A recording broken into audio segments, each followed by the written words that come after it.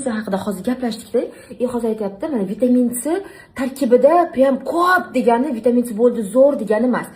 Vitamin C bilasizlar, ba'zi kompaniyalar bor, srok godnostni 3 yil, 4 yil qilish mumkin-da. Aynan bu brendning egasini ochilishiga, bu brendni sababchisi mana shu vitamin C bo'lar ekan. Ushbu vitamin C ga mana 1 yildan sal ziyodroq vaqt berilgan va bu yangi holatda ushlab turish uchun juda ham muhim narsa ekan. Vitamin C ni o'sha zo'r foydasi bo'lsin deysizlaring, ochlaringiz sirraz ishlatish kerak vitamin C da. Iloji boricha juda ham tez.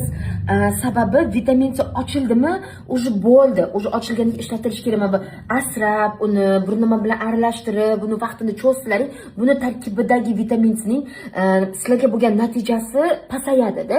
Вот именно keyin buni холодильникda saqlash kerak ekan. Buni men ham bilmasdim. Xona harorati bo'lsa bo'ldi deb o'ylardim. No, vitamin C ni обязательно холодильникda saqlash shart ekan. Vitamin C bilasizlar, dog'ni ochartiradi, ajinlarga ham rosa yaxshi. Bunda bitta narsa Central Asiatic borda qizlar. Bu degani yuzinglarga unaqangi razdражать berish imkoniyatini, ya'ni berishini juda kamaytirib beradi va bu juda ham yaxshi degani. Yuzdagi dog'lar va menga o'xshagan sepkilli bor bizlar uchun aynan zo'r vitamin C.